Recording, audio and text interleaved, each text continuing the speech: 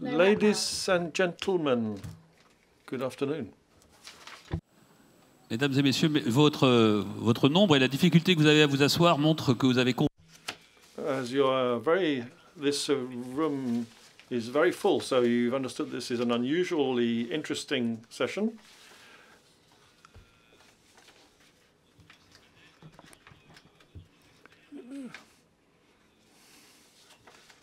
When we have these panels, the experts talk about their areas of expertise. For this particular panel, not only do we have experts in their specific areas, but also people who have responsibilities.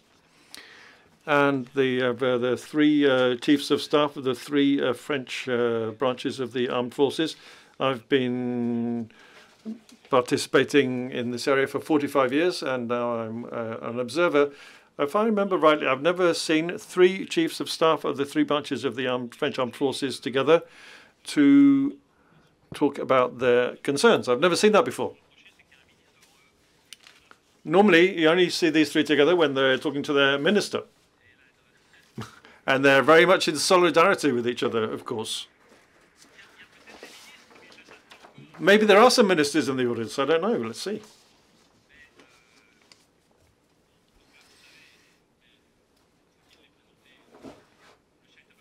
We have the Chief of Staff of the Land Army, Pierre Schill. We have the Chief of Staff of the Navy, Nicolas Vaujour, and the Chief of Staff of the Air and Space Force, Jérôme Bélanger.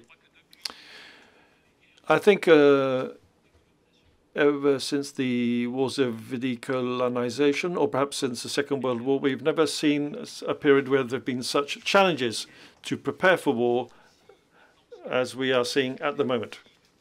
And I think maybe it's also because of that there are so many people in the room today, in the auditorium today, and that's why they have agreed quite willingly.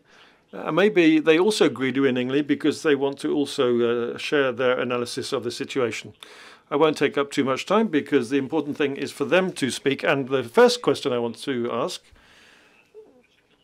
for each one of you is, what makes your armed forces specific in this new environment where we have several things? First of all, war is coming back, war is returning, and it's changed in nature compared to the last 40 years.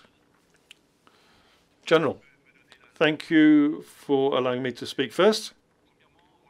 First of all, I'd like to come back to the fact that objectively it's perfectly clear that we are experiencing a complete upheaval, a major upheaval in geostrategically, economically, socially, technologically, in every possible way.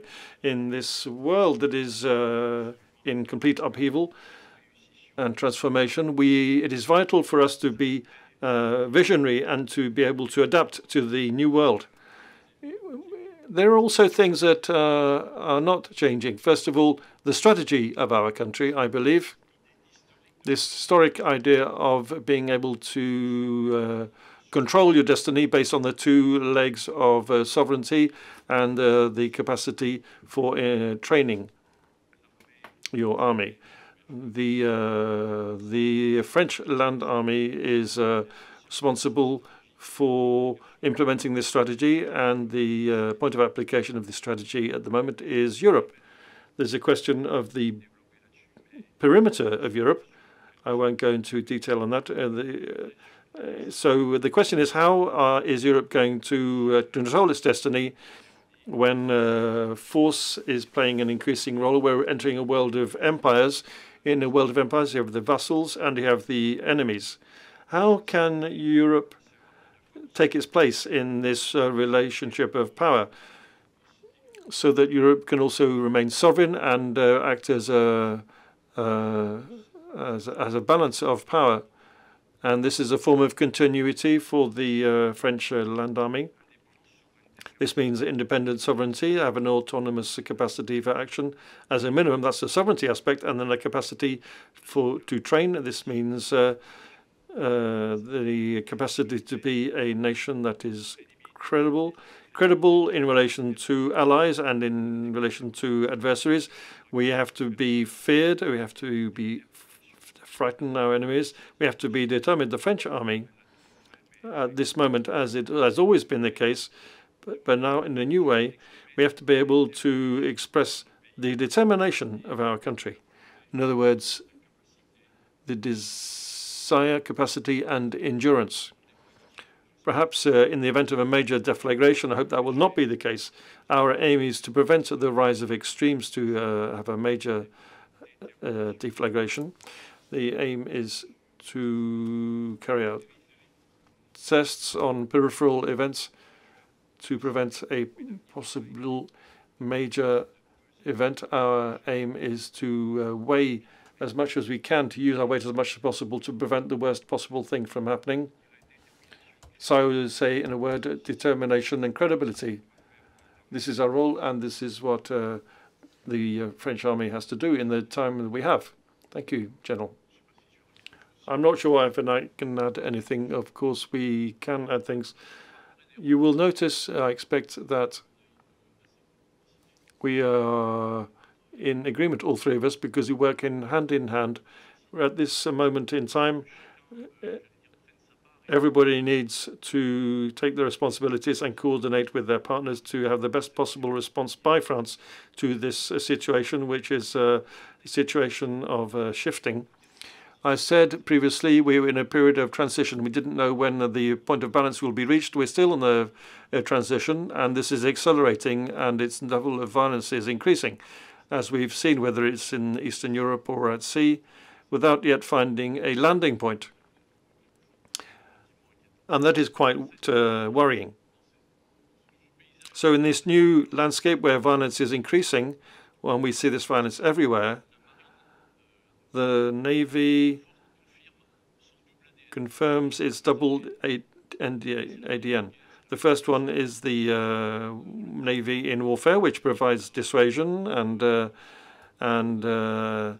has an important role to play, and also the Navy, which has its response capacities from frigates to submarines and aircraft carriers, to be able to extend our influence as far as we can. And these tools of power are absolutely vital in order to demonstrate France's determination to have an influence on the various conflicts that are affected. The other point is the National Navy that protects from the beaches to the open sea, which is seeing an explosion in trafficking at sea, drug trafficking in particular. You may not know, we've just gone above 60 tons intercepted this year, which has gone far above the figures from previous years, which is not a good year, not good news. The point is that drug trafficking and all kinds of other trafficking are increasing. We're seeing this everywhere, with traffickers now being completely uninhibited in their whole theatre. We are completely stretched because this increase in violence with overflowing of violence at sea is something we see around our shores, and also in the Middle East and in the Mediterranean, in the particularly Eastern Mediterranean, in the Ukraine, in the Black Sea, and also in the Baltic Sea, with also at the North Atlantic around the Arctic Sea. The French Navy is involved in containing these attacks and to put pressure on the adversary to reduce the risk of the situation getting out of control. This is something we see every day. In order to respond to the situation, the French Navy has three lines of operation. A Navy that has know-how, it is respected by its allies and feared by its adversaries. This corresponds to what Pierre said just now. The know-how we have at the moment are increasing. We see an explosion in use of drones and new technologies. All of the traditional skills and know-hows are reinforced by what we by experience, and all those innovative areas of expertise have to be capitalized upon, as we see in the Black Sea and in the Mediterranean Sea. It's essential to respect our allies, and we have to find partners and allies, and this is how we will be able to better understand the conflicts and have a sustainable role to play in the conflicts and be able to play an important role in these crises.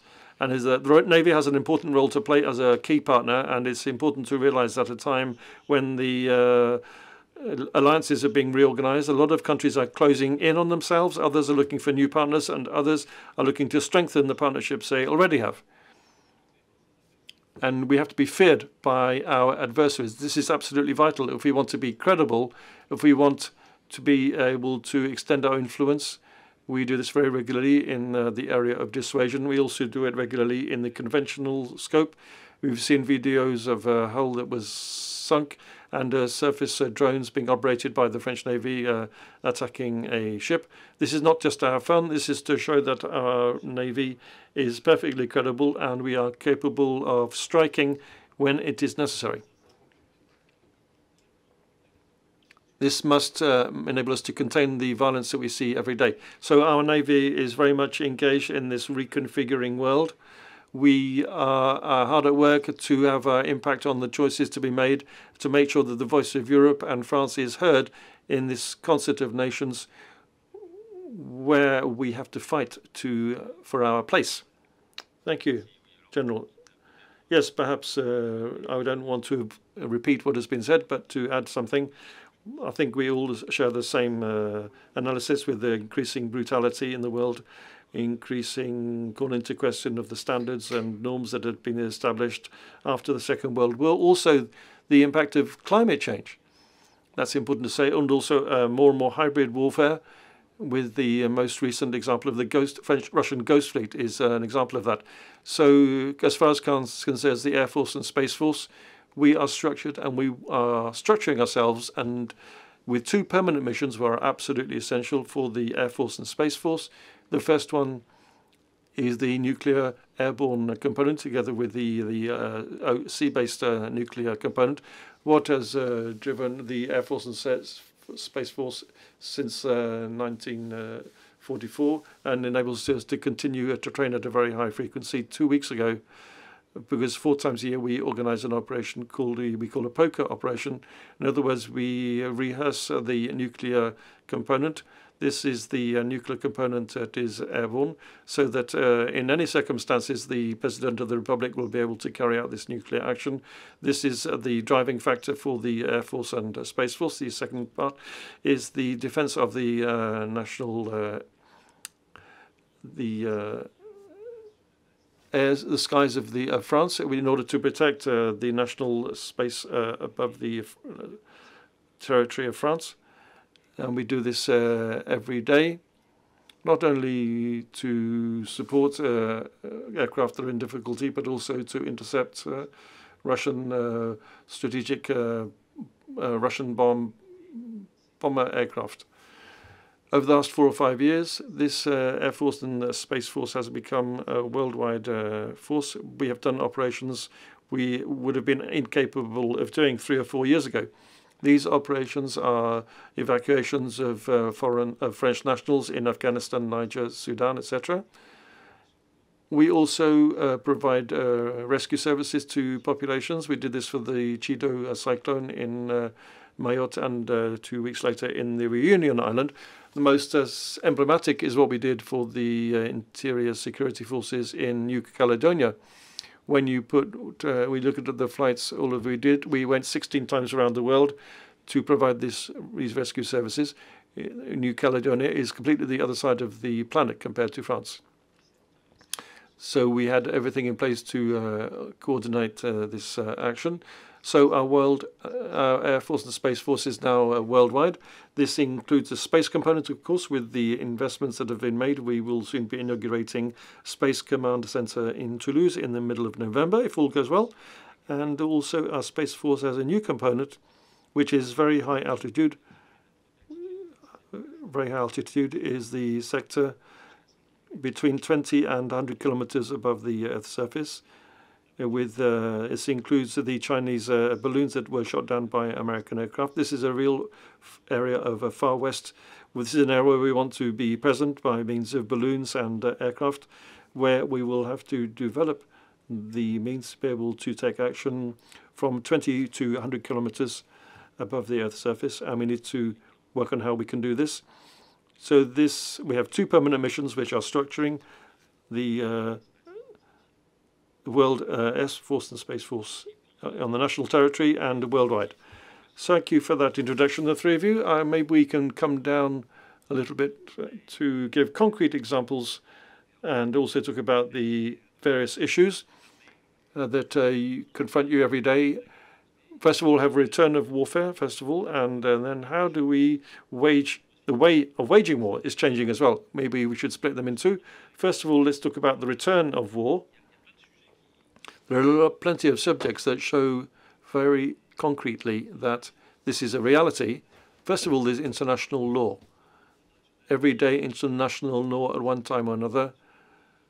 Not necessarily military international law, but the law of the sea, for example. Or, as you explained, the far west of the space between the 20 and 100 kilometers above the Earth's surface. And we have the Russian threat. This is another very important subject. It is very much in the news. What does this represent to each one of you for each of your branches of the armed services? France is the European country with the largest overseas territories. And these difficult times, this makes us very specific, and we realize it's more difficult to protect your overseas territories 10,000 kilometers away than it is to protect the national territory here in France.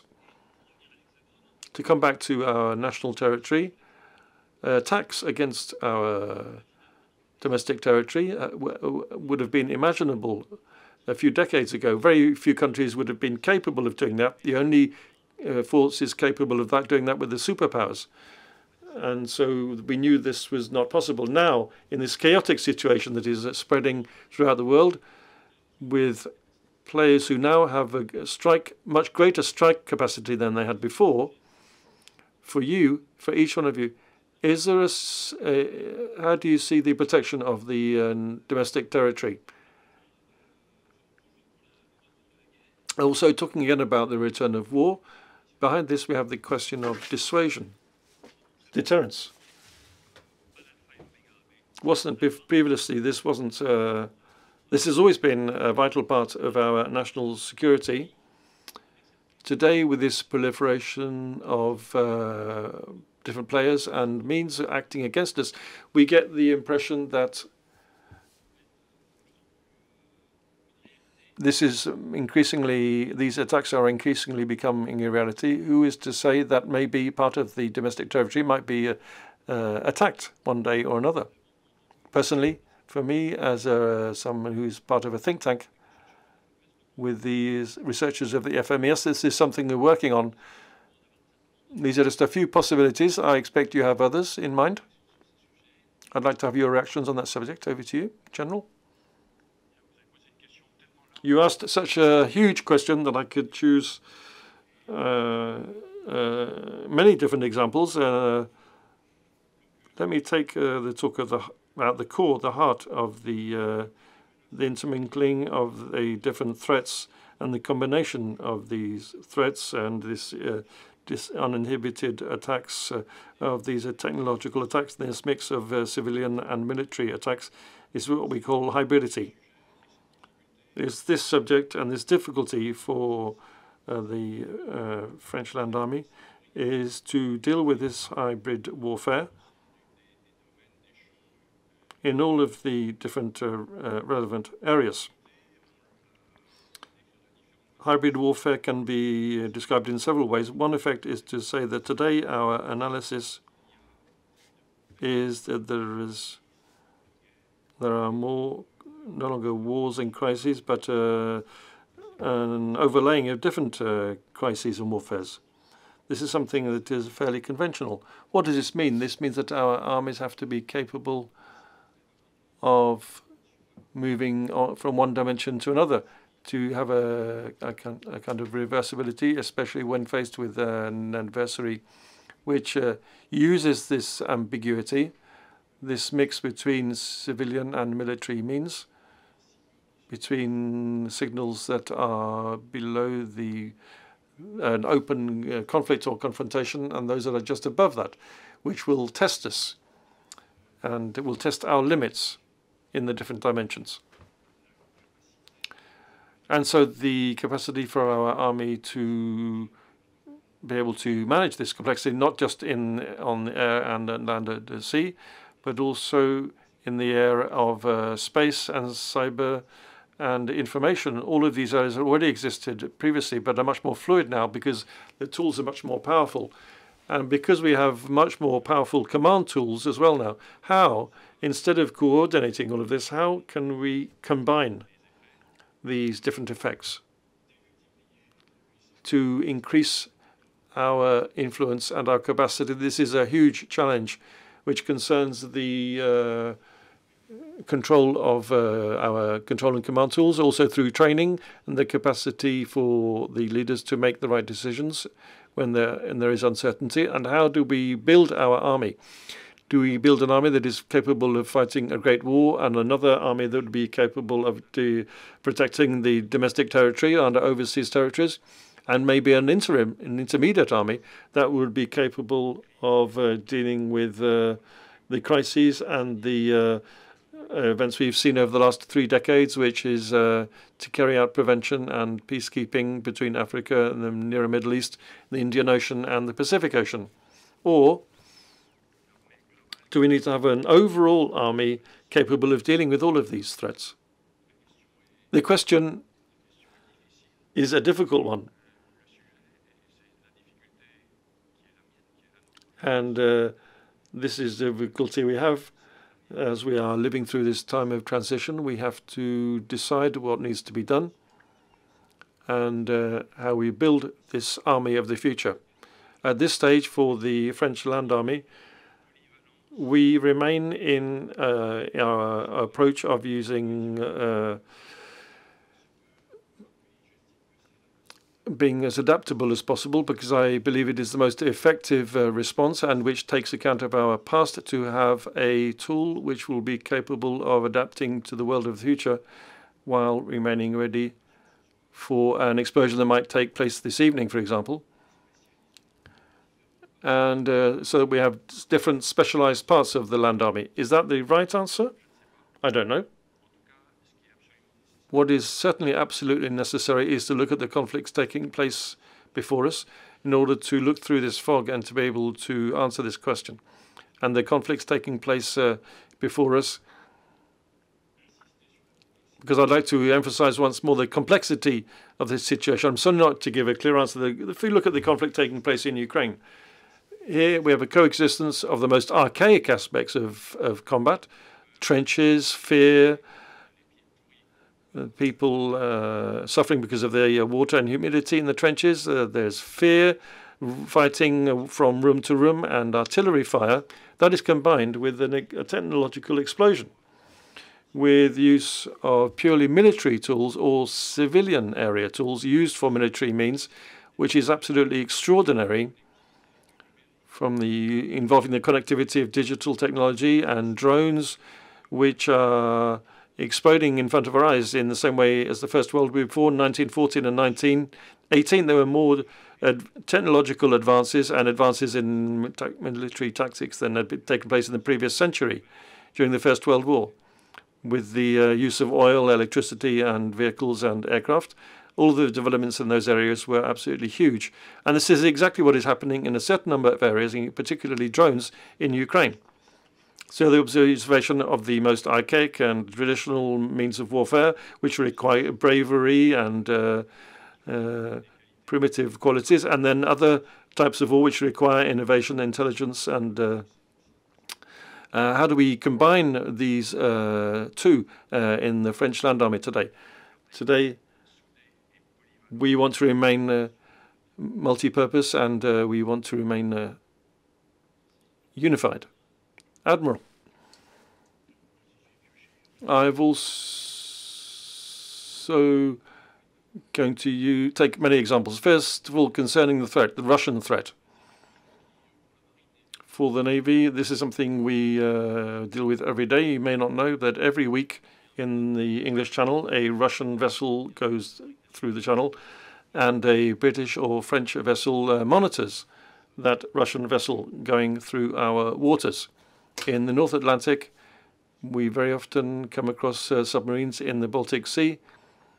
We are deployed with NATO. We encounter Russian aircraft or ships, who this is often reported in the press. It's also true in the Mediterranean. So it's a question of certain knowledge of these vessels and how they are deployed. When I was a commander of Chevalier Paul, I met the Moskva vessel, and there was some mutual harassment in the eastern Mediterranean. And a few years later, this vessel was sunk by two Ukrainian subsonic missiles, which shows one characteristic of the Russia in their surface vessels. They're not very clever, because it's not a very complicated threat for them to deal with normally.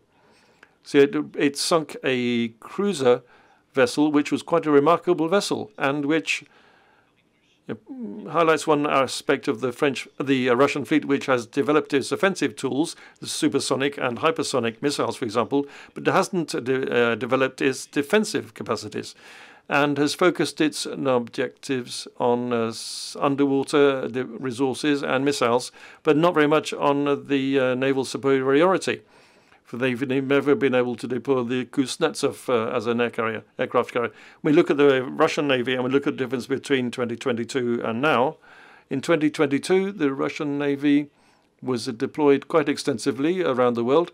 They were aiming to be a worldwide fleet, and today it is very restricted. Although it's won some territory on the land in Ukraine, it's lost a great deal at sea.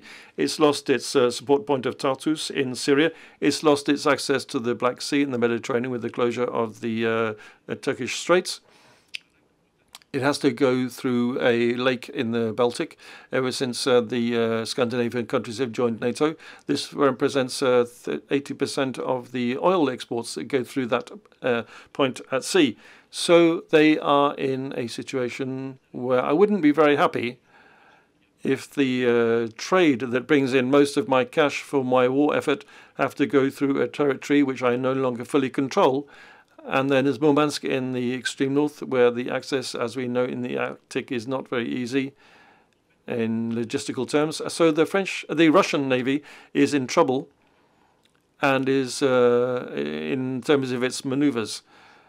And this is quite interesting, because we in France, we in Europe, and we in NATO are capable of deploying tools which make it possible to contain the Russian Navy and to exert pressure at the right place. And we are dealing with a power which is not attacking us at sea, but which is developing hybrid strategies at sea. You've all heard about the Ghost Fleet. We'll come back to that later. And so what they're doing is finding workarounds every day, and they're managing to maintain the war effort that they are engaged in at the moment through these workarounds. That means that the protection of our approaches has become much more important. 5 or 10 years ago, we'd never think that we would be using frigates to escort ships along our coastline in the Channel to defend them against the Russians. At sea, we're not necessarily being challenged by the world powers, but we ask ourselves questions. Do our hubs, do the surveillance frigates, the patrol boats, and the airborne surveillance craft, are they second rank means rather than first rank means? And so, as my colleague was saying earlier, we need to be able to manage all this, and also our projection capability is fundamental, whether it's by air, land or sea. How are we going to be able to do this? No one today is saying that it's unthinkable for anyone to come and challenge us in our overseas territories. A long time ago, they would have said it was not a credible scenario, but now these are credible scenarios that we need to study. In terms of deterrent, as this has been brought up, what we see, well, first of all, I think deterrence is at the heart of our defense today. It is not only credible, but it is effective. But there is a dual workaround phenomenon, hybrid warfare on the one hand, and something else which I hadn't necessarily seen coming is the increase in the acceptability threshold of violence, which gives us a huge margin to act, including internationally. What is very interesting in the 12-day war between Iran and Israel, I'll let Pierre Azoud say more about this, but is that there's been very few people to say that it was unacceptable. It happened, and no one responded. Is that normal? No, it's not normal. The salvos of hundreds of missiles arriving into sent by Israel is being considered normal. There's an overall acceptability of violence, which gives us a margin of maneuver. The question we have to ask ourselves is, are we going to make the most of this margin? It's a question of international law and the question of how we want to see things. And it's interesting to see that we can fairly easily free ourselves from international law. So strikes, and including the possibility of nuclear strikes, was added by the host.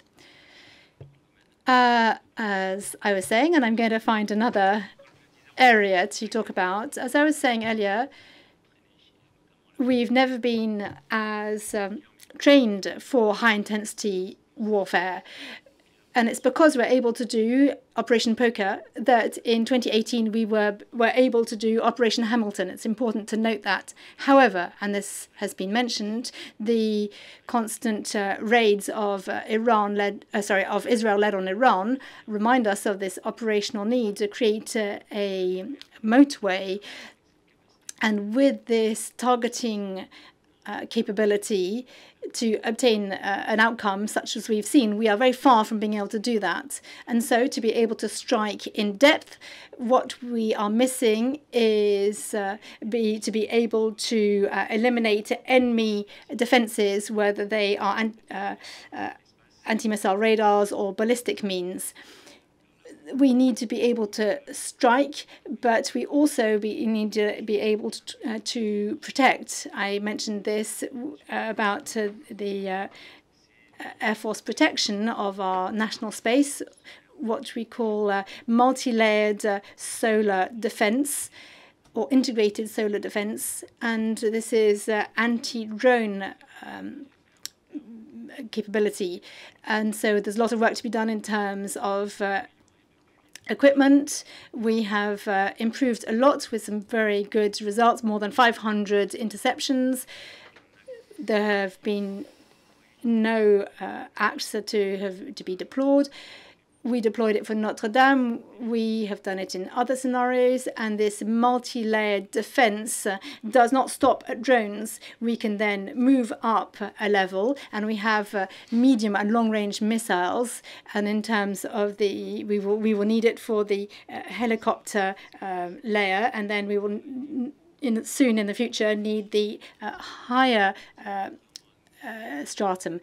And the Russians have a doctrine which is more about being on the defensive. We put our airstrike capability second, but the Russians put it first. So they have optimized their equipment with respect to Ukraine. So on the front, and then also in height and very high altitude in space. And there's recently been a fundamental change in the dialectic with regards to space. We've gone from a space defense strategy where we're talking about active defense, and now we're actually talking about offensive action. Offensive action because since 2017 and the Bushland episode with a Russian probe which came to aggress our satellites, we are deploying satellites every day which change orbit and which go to spy on other satellites, which, because they've been sent out several years ago, don't have any built-in means of defense against these newly built satellites. And then there's also the issue of exploiting the low orbits, where you have American constellation, but especially Chinese constellation, which occupy these lower orbits and which we will need for the hyperconnectivity of all our capabilities, air, land, and sea, in the future. And so that is also something very important for the space element. I would like to end with front, back, and there's also a transverse part in terms of the digital transformation of our systems and of our services. And for the Air and Space Force, beyond combat AI, which we're using in our weapon systems, which we're using in training and in our processes and so on, I would like to talk about the architecture of our weapon systems. We have always designed our weapon systems as closed systems. It's a little bit like you have a computer without a USB port. We designed them as such, and for the usefulness of these systems, you have to go back to the manufacturer X months later on, and so this gives no agility. We need a very open architecture which is able to accept in a system of systems or in a cloud other weapon systems to be able to increase our agility. That will allow us to improve our air combat systems in the future. So the future air combat systems, the CAF, it is not just an aircraft, it's not just a Rafale or Eurofighter, it's very much about connectivity and cloud, with remote carriers or drones right around that. So it is an overarching system which will give us our strength. So we're working a lot on this architecture, which from now on needs to be open, and that is very much at the heart of our future combat system in the Air Force, but also that'll be relevant for the Navy and Army. Thank you. You've answered the first question, the return of war. Yes, the increase in violence and disinhibited use of military action. You have said yes to all of that. And so we are living in a time of peace, but at the same time, there are wars going on. And so we're very much in that triad of competition, contestation, and confrontation with the same people with whom we're in a confrontation, but also in dialogue with in other areas. And so this makes it a particularly complex environment. A last angle that I'd like to address with you, and we will add some detail to what's already been said, and before moving over to the questions from the audience, so remember that you can scan the QR code and put your questions on Slido. I'd like to talk about the change in modalities of war. You've partly addressed this already. This is what you've already said, but there's also definitely digital and AI, so robotization, and at the same time AI, a form of dehumanization of war.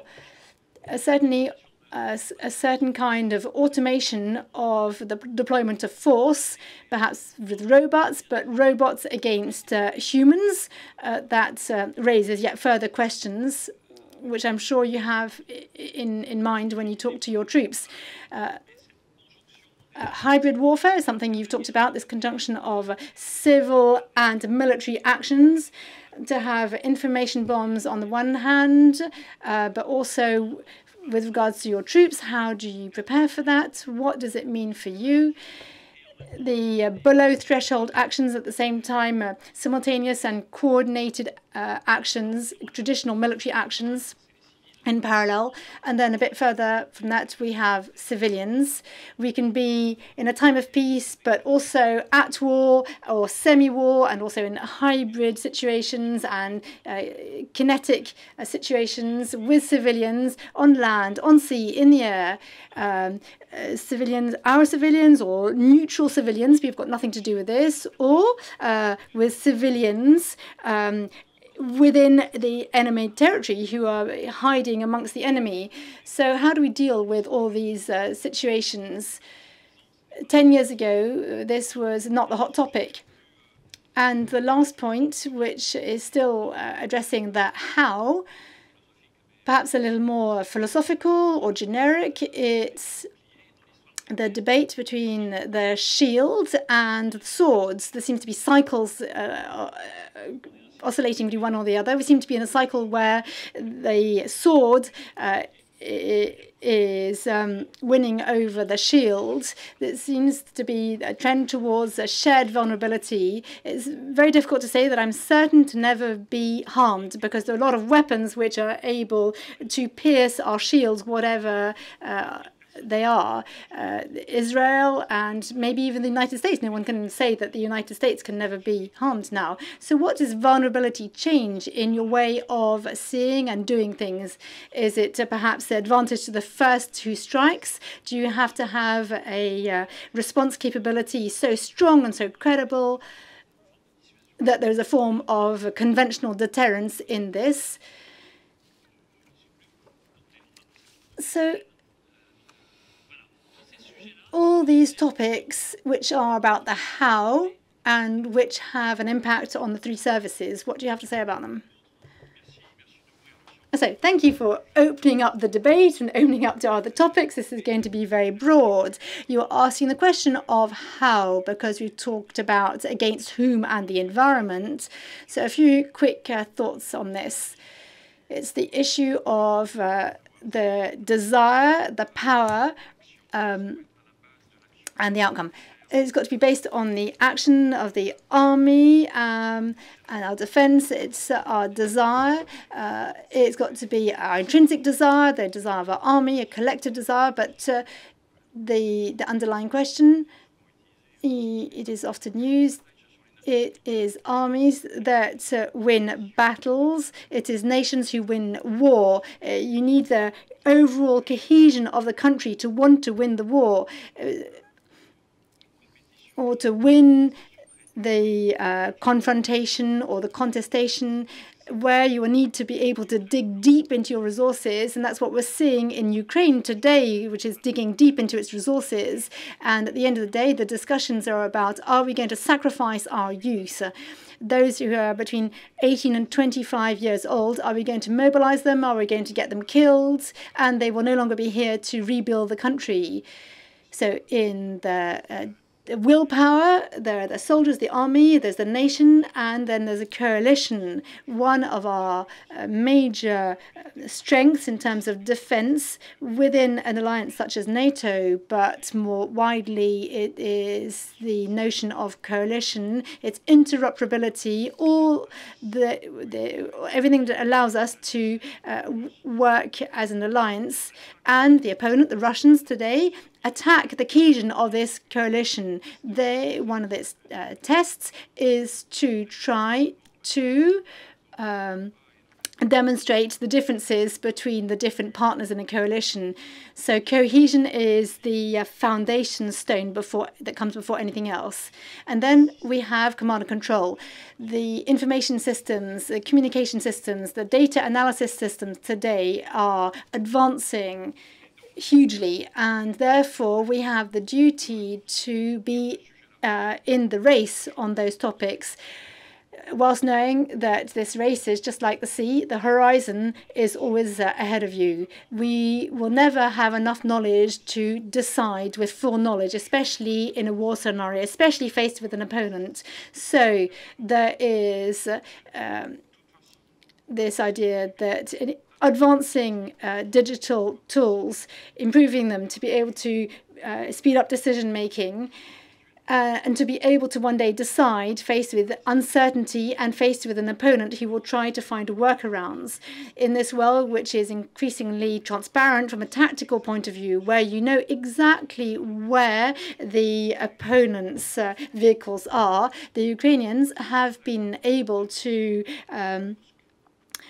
attack the Kursk, for example, using the spiderweb attack, where they took drones deep into Russia in order to attack airports and bomber aircraft. So the question of the willpower seems fundamental across all these dimensions.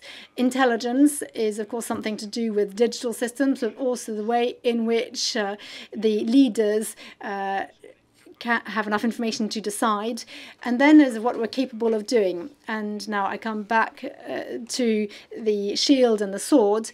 I don't know if one is stronger than the other, but in any case, what we are learning from the conflict in Ukraine We can see what are the capabilities that we need to increase, the command capability, and information to have the transparency of the battlefield, then the strength in lethal means. If there is one thing that we need to focus on, it is to be able to strike. The best defense is to attack. If we're only on the defensive, and that is somewhat what we're doing as Westerners by considering that, well, we will put obstacles in front of our opponent, we will use a wall of drones, etc., we will be condemned to failure. We need to be attacking.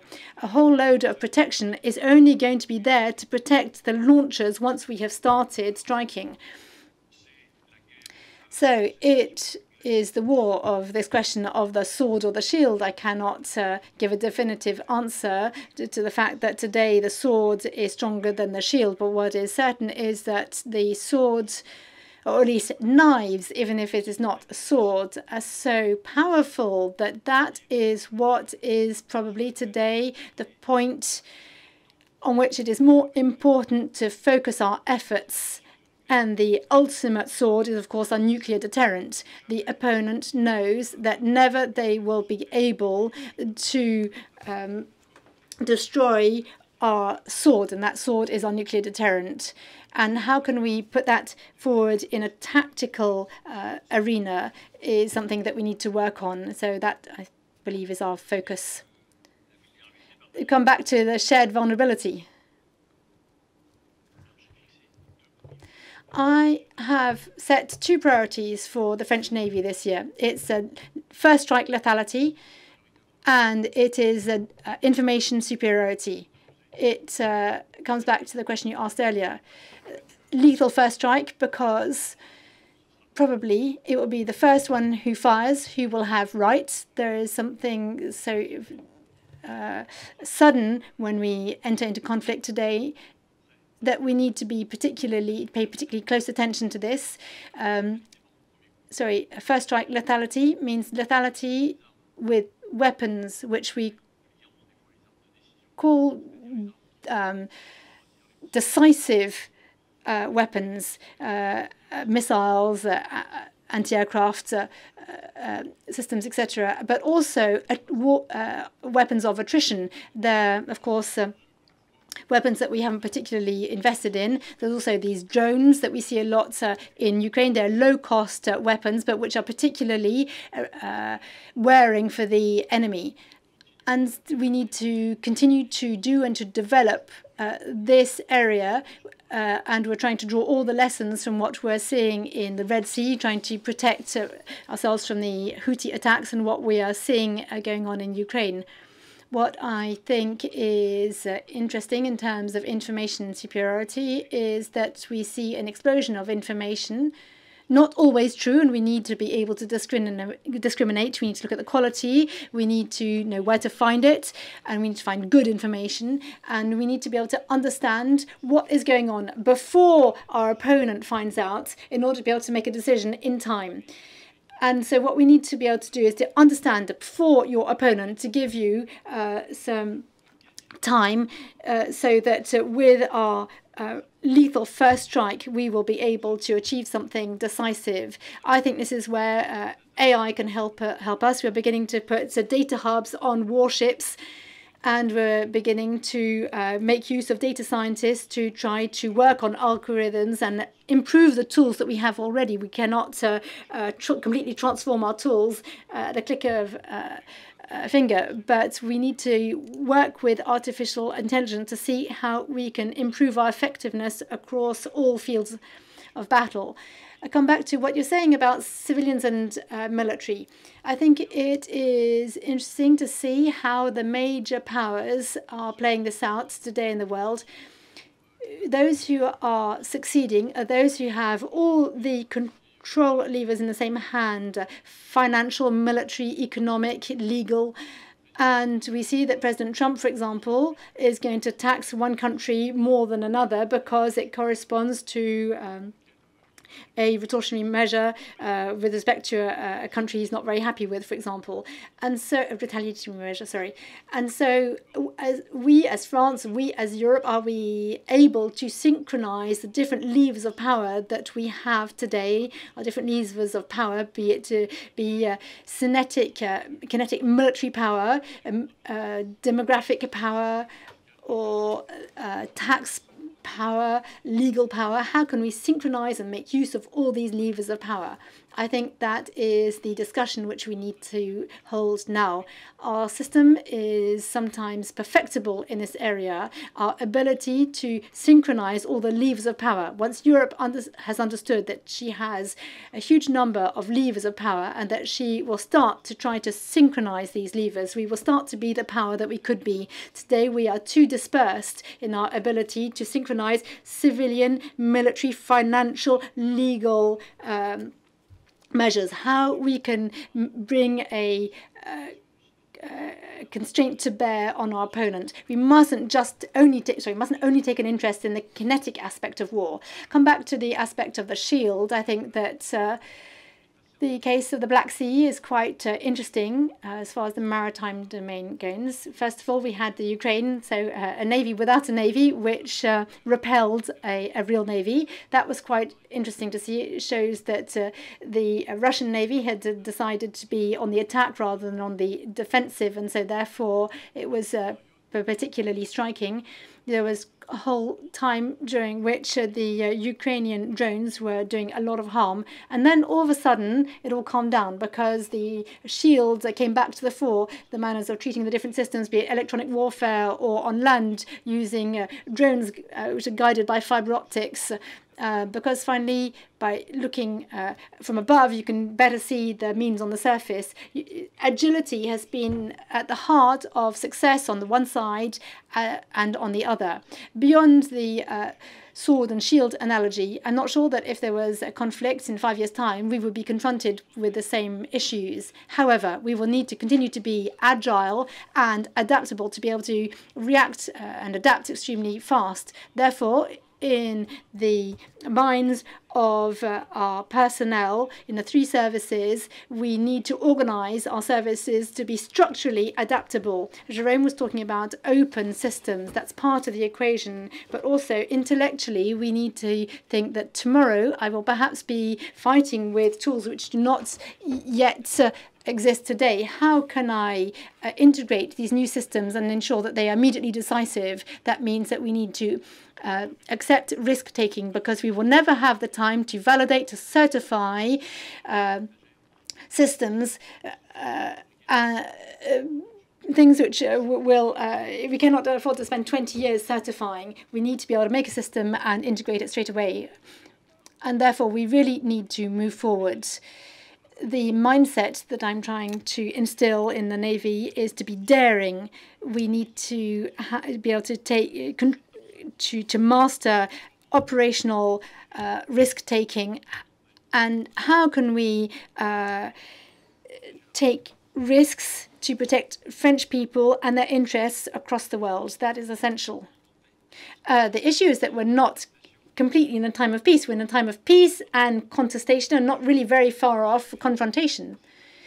That's true. But when you say, well, I'm going to use a jammer on civilian airports to protect it, well, no or yes, or there comes a point where we have to decide, are we going to defend ourselves or not?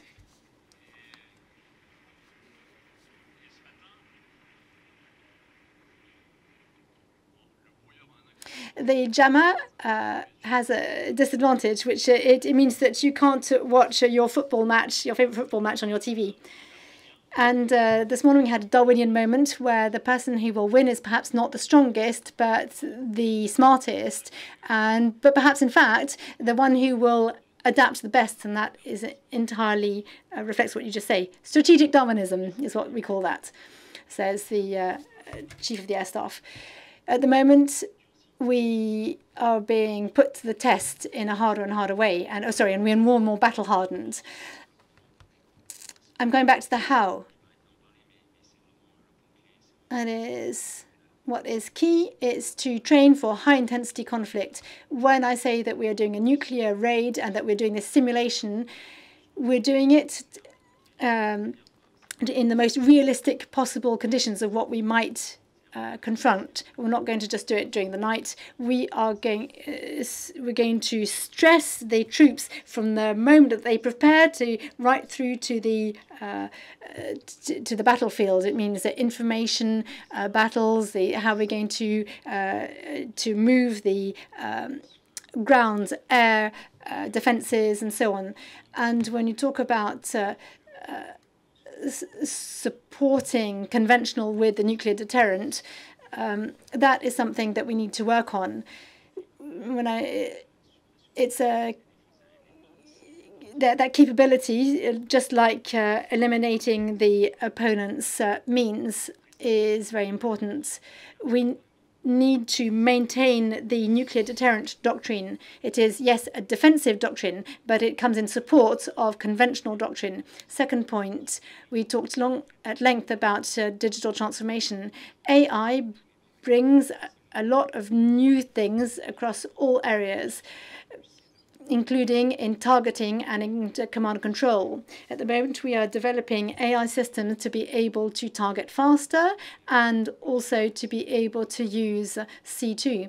And so they need to be able to carry out analyses even faster to allow the decision maker the possibility of deciding even faster. And it is the person who decides the fastest who will be able to win the battle. Then it has been said, and very well said, we have an advantage. It is the coalition. We need to develop this partnership. This is crucial, and we're not going to be able to do this alone. We've seen this, and for the safety standards and for the ceasefire in Ukraine, this is something new. In any case, for the air component, when I turn towards my European peers or even others, we have been able to get around a table and plan a safety mission above Ukraine, 23 of us, outside of NATO, without the Americans and outside of any EU framework. And so I think that this is a new awareness that is emerging amongst the different European countries. And behind this, we have the stress caused by Trump. And we are one of the European countries which is turning towards other countries in order to be able to ensure their defense. So this brings me to my last point about the interoperability of our systems. This is absolutely vital. We cannot work each in our own silo, even in between French people or between Europeans. We have to look at the different reference architectures that the Americans propose on their 6th generation aircraft to avoid having another F-35. So this forces us in the West to make the right decisions and to work properly later on. We have to work by design now. Thank you for talking about this question of interoperability and coalition. Obviously, there is another aspect of this, is that the coalition has to be reliable. We don't have to have one coalition partner who switches off and says it'll be without me. Yes, you're right. How do we prepare for a major confrontation? If our munitions only enable us to withstand the first wave, that's a subject in itself. I'll let each one of you try to answer to that.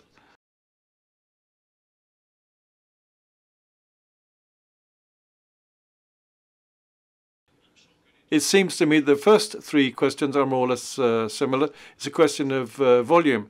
It's clear that volume is a factor in operational superiority. That's clear. So if we can do a lot and do it well, we must do that. But we have a finite resources envelope. We have a choice between doing things well and well or not enough and badly. What are the choices we are making today? Today, the first thing we are doing is we are saying we have nuclear deterrence.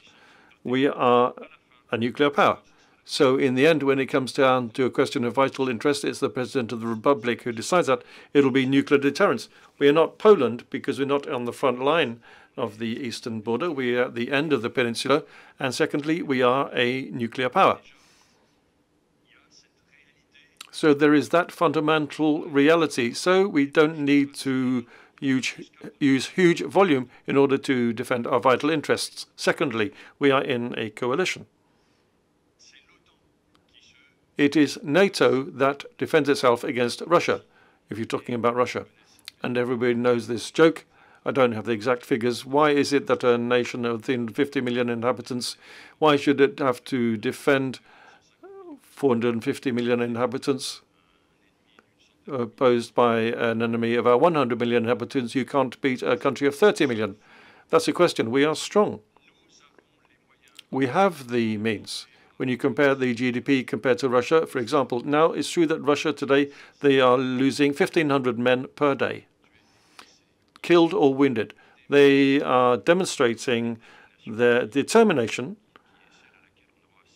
which is what we have to fight against. So how do we, in our global coalition, with all of our forces, we live for extremely powerful means. We are a nuclear coalition with aircraft, etc. In all of these means, we have to discourage and make sure that if we come back to the 1st of February in 2022, Putin says, no, I'm not going to do that. That is what is at stake. And again, in a dialectic, if you want peace, you won't have to prepare for war. The question of volume is important. If we need to have volume, we need to, that proves to be necessary, we need to produce that. And you said right at the beginning, I am in a position to decide not only to think, but also to propose solutions. My solution today, bearing in mind our past and these realities, is to have a complete model, even though it's quite tenuous, because I want to have sovereignty, I want to be capable of doing a certain number of things alone. I want to have that capacity to have a nation and that is fully trained. And it's true that if I'm given an extra €1 million, 10 million extra euros, it is munitions that need to be bought to make sure that what I have is capable of firing for even longer. Because this high-intensity war, which we must be ready for, is a question of attrition and mobilizing the whole nation and the war economy, etc. So no, I'm not saying we only have munitions for the first wave. That doesn't mean anything. Obviously, the question of stocks of munitions are very secret. We have what we have in our inventory, and we have what is manufactured. For example, if we look at the typical ammunition for the land army, is the artillery shell, the 155mm artillery shells. Taking account of the acceleration of industry in France, we manufacture several tens of thousands of shells, artillery shells. Today they are going to Ukraine. Tomorrow, if there's a problem, I will get them back. So obviously, I'm very attentive to these questions of ammunition, especially this kind of ammunition. I already have a stock, of course, but also have a potential for production within our country, the M2EC. That is my response to the volume. And the other question is the men and women. The question of reserves is absolutely fundamental for our country. You know that in our military resources, for 2024 to 2030, in our military plan, we are going to double the number of reservists. We will have 50,000 by 2030. This is exactly one of the solutions to be able to have the necessary volume without it having to be necessary in the ranks on a permanent basis. These reserves are also a solution for the demographic changes, because at the moment we're in a high point in terms of the age group in 20 years old, but this will decrease over the next few years. In 5 years' time, we will have 100,000 less people aged 20. So I have to do my recruitment properly now. The Land Army is the largest public sector employer. We do this. We have our workforce. We have our manpower. We are one of the largest armies in Europe, but perhaps in the future it will be more difficult, especially if the economic situation improves for our country. So our reserves, apart from talking about the volume at the moment of a major mobilization, is part of the solution.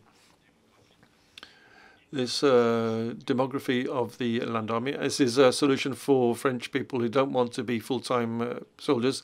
One solution is for them to spend some time defending their country. That contributes to the spirit of defense in the broader sense and to express the determination of the nation faced with this major threat.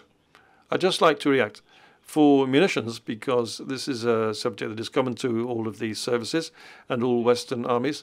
Instead of talking about stock, we're talking about flows, which is completely different. It's not the same industrial tool at all. We had a system which made it possible to fill stocks in our vessels, our racks in our vessels, where now, in fact, we are asking industrial capacity to be able to produce in continuous flow and to be able to add to our stocks of munitions. This is something that is being done thanks to the instructions given to our army. We are working with our industrial partners differently so that we can reduce, as for Ukraine, as Pierre said, but also another profile. If we want to transform our capacity, we have to move forward more quickly. So that means there is a need in the finance bill that is will be voted for in the future. There's a possibility to improve this stock of munitions quite considerably. So that is what we are working to do. I'd like to come back to how we prepare. The naval power is a question of volume. We produce a certain number of vessels. It's know-how, the men and women who've been able to train and recruit and maintain on board. It's a question of technology, of course, and it's also the partners. And we've talked about the partners. The fourth pillar of our power is the partners. If you don't have the partners, you're by yourself. If you have the partners, you know who you can count on. To count on somebody, you have to train with them. And to train with these partners, when you prepare for an impact, you have to train as close as reality as possible. For 3 years now, the Navy has developed these free play exercises. The only rule is that there is no rule. And the best man wins, or the best woman wins.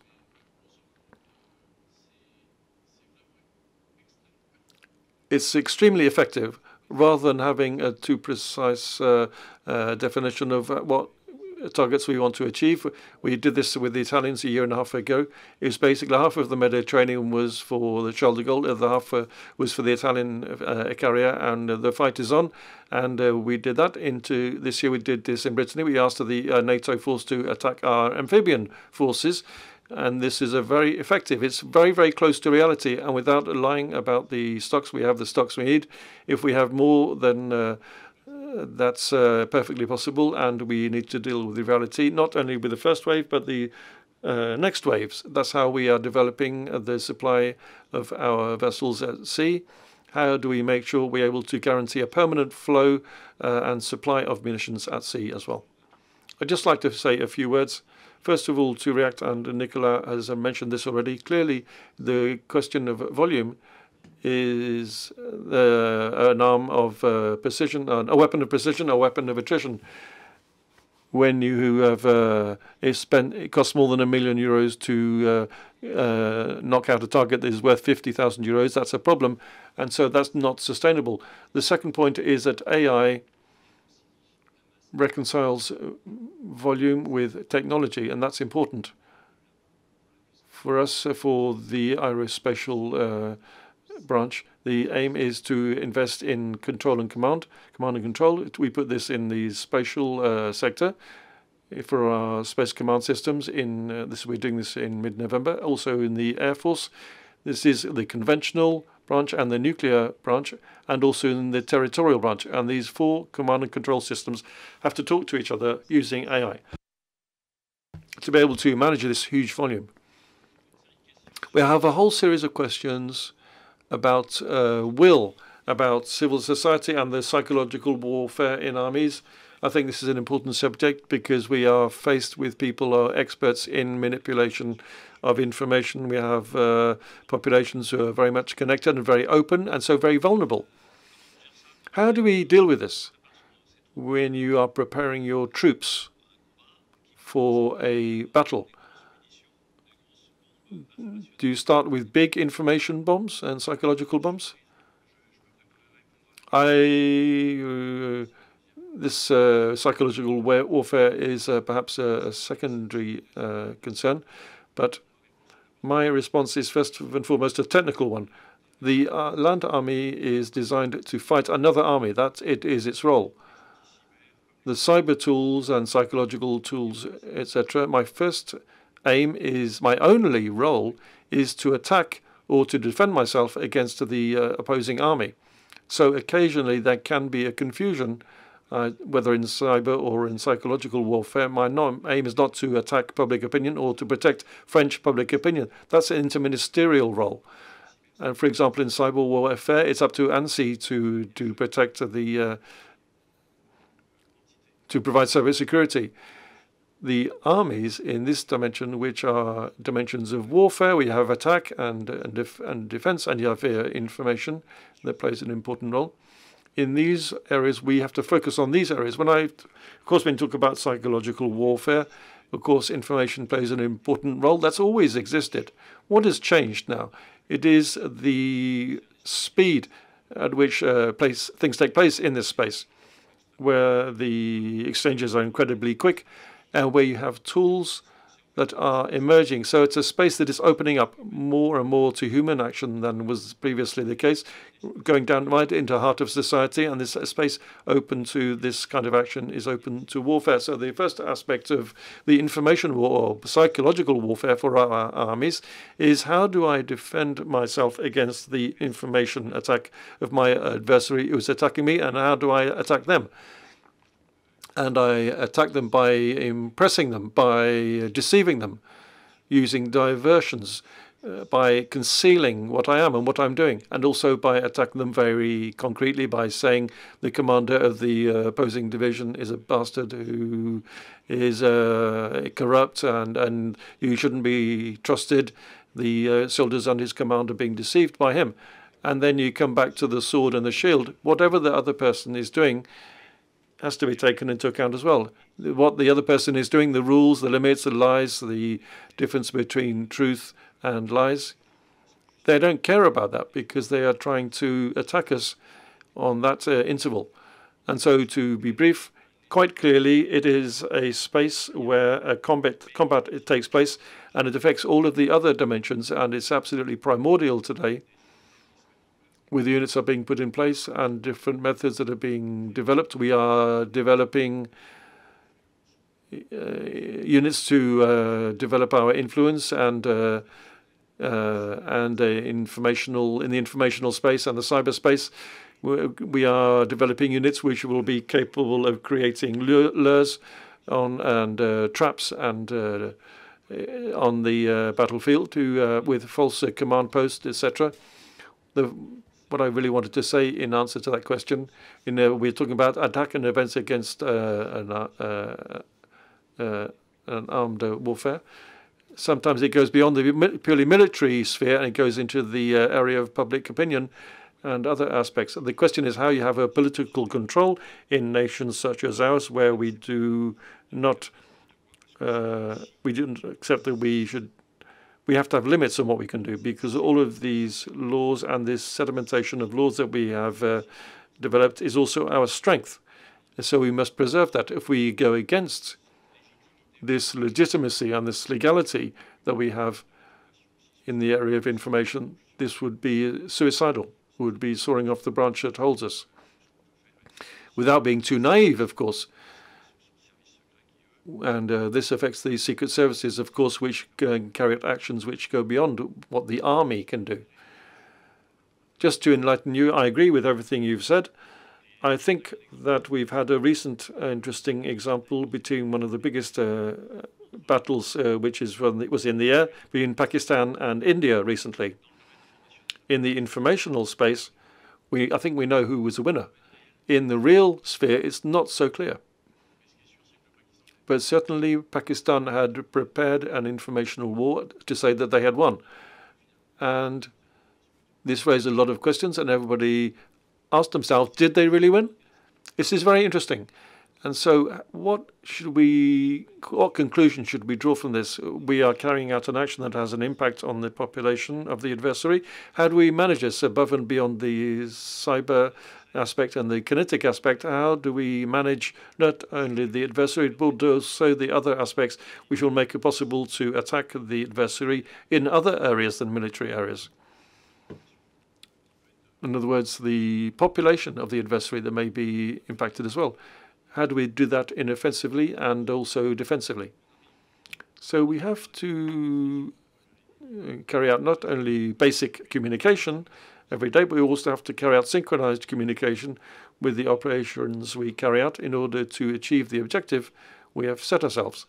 These are maneuvers today which are fully integrated into the headquarters of the army. What is in communication combined with the cyber warfare and with the three branches of the army together?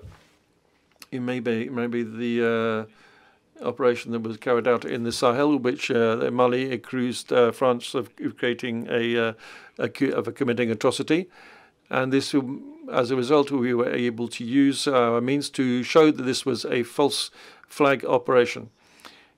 We have to be ready to do this, and we've done it already in Mali, as I just explained, and so we have to be aware of the importance of communication and psychological warfare, whatever you might like to call it. We have to be capable of carrying out these maneuvers that go beyond a strictly military sphere. Just to react to the Sindhu operation between Pakistan and India, you are right. But the difference is that the Indians agreed to lose the informational war. They accepted because when I had my counterpart on the line, he said, you didn't help me very much because I had to do the after-sales service with all the Rafales that we sold you. The second aspect is that if it's a Rafale that was shot down, it's not by chance, because it was really targeted. So maybe not only Pakistan was involved there. And the third aspect, he said, my counterpart said, I didn't want to have any escalation in the information war. We achieved our objectives, he told me, and we'll stop there. This was very interesting to see how my counterpart dealt with this, and he certainly didn't want to humiliate Pakistan by explaining what had actually truly happened. Then he said to me, if you like, if you can do you a favor, I can tell you I bought a Rafale. The only thing is you have to call Eric Chaput and give me a discount. It's a bit expensive, these Rafales. This question leads on to a more general question about the France and Europe in this new world where the predators and the big beasts are released. How do we live among the big beasts without becoming a big beast ourselves? This is part of the DNA of the French and of Europeans. This is absolutely key. If Europe was master of the world for so long, it was because of the very specific software that we have inherited. I think, of course, we are not only very attached to international law. In fact, this is one of our strengths. And international law does not bind our hands. Today, we are capable of having continuous military action right down to judicial action on the battlefield. And we're able to. This has a big impact on our adversaries as well. One last question before we end this roundtable, talking about the threats outside Europe. We've mentioned China. I don't want you to say anything particularly sensitive about the intelligence information you have, etc. Is it, think it is relevant to be present in a conflict for our three branches of our army outside Europe? We have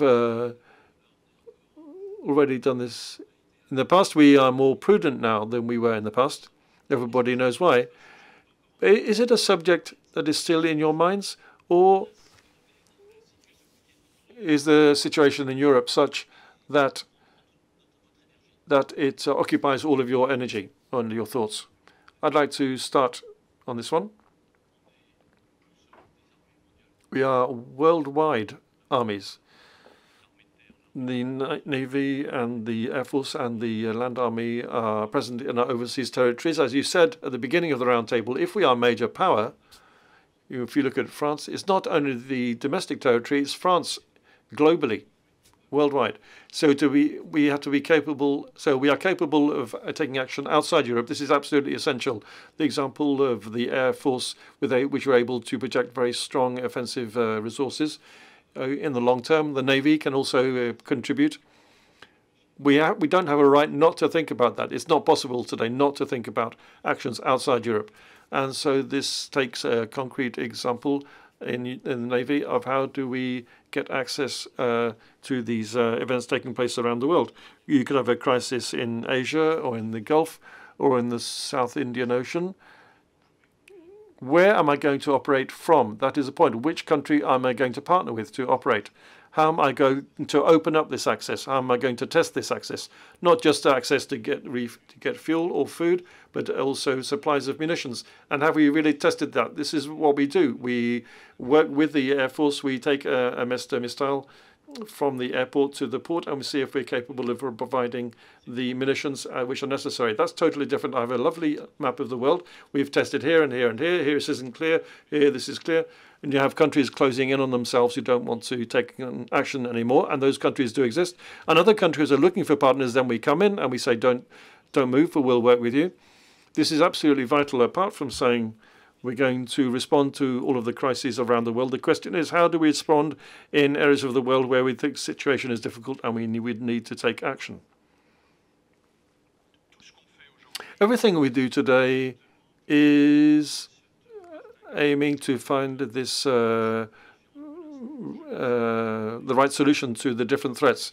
We are going through a major transformation in terms of our strategy, and in this transformation concerning the land army, there is one theatre which is emerging, which is more urgent than the others, than it was before, which is the theatre which will require us to define a format, which is our strategic solidarity within the alliance, where we have given our word and we have signed, where if any member of the alliance is attacked, the others will defend it.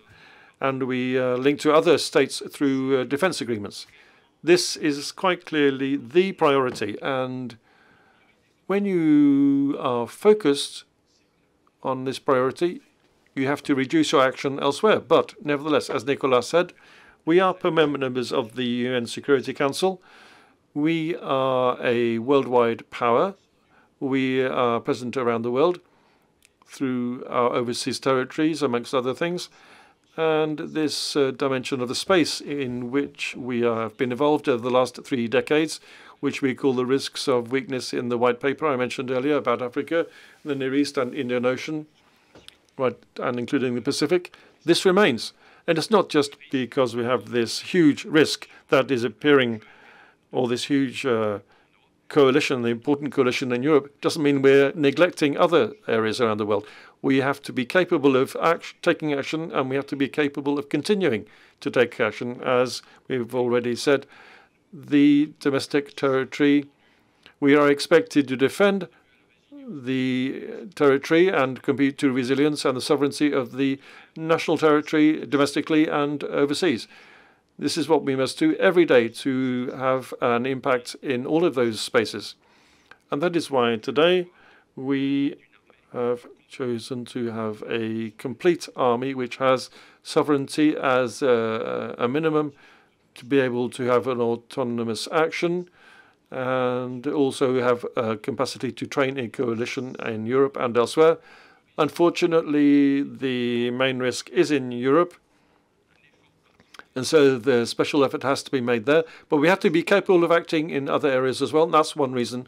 We don't only have armored units, we also have light units as well. And this versatility that we have in geographical terms, and also in the terms of the type of action we can be involved in. I consider today that with our cohesion that we have, this remains absolutely fundamental, and the factors requiring change to become more adaptable. This is something we have to do in addition. It shouldn't call into question the question of the versatility and the overall presence worldwide. And the last point, the rise of China is having an indirect effect on us. our historic ally in NATO, says, I no longer want to be obliged to defend you because I could have major interests elsewhere. And this means we are made more vulnerable, but it's a global concern. Yes, just to add concerning the questions of international deployment. Of course, we don't only remain present within Europe. In the Air Force, we have the Pegasus action we've been involved in since 2022 in different forms, which represents a deployment in 2023 with a number of Rafales and tank vessels. We're deployed within 40 hours. Once you've landed, you're capable of carrying out a mission and striking within 40 hours. We moved in from the east and the west, and we joined at pitch black.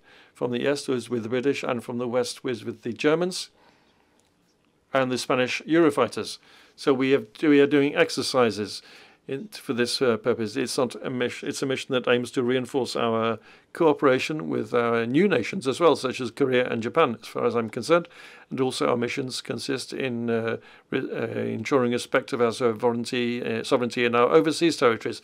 And most recently in 2025, we consciously wanted to carry out an exercise in the northern countries, carried out an air raid as far as Sweden. Once we got to Sweden, we carried out a strike mission as an exercise on a work site in Sweden. In a few days, we came back with what we call the ACE mission, the ACE combat deployment mission, with a very small logistical footprint. We deployed a small format of fighter aircraft. We went through from the east and west to Kaliningrad.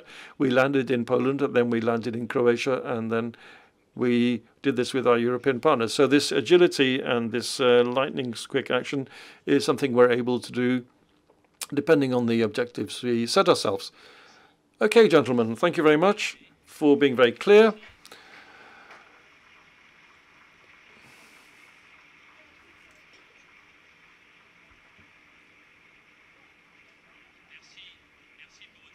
Thank you for being very frank and very honest. I think the audience have perfectly understood that I have witnessed a very exceptional discussion. And for me personally, as an old military man, I rejoice to hear this, and I'm very pleased to hear what you have said. Thank you very much.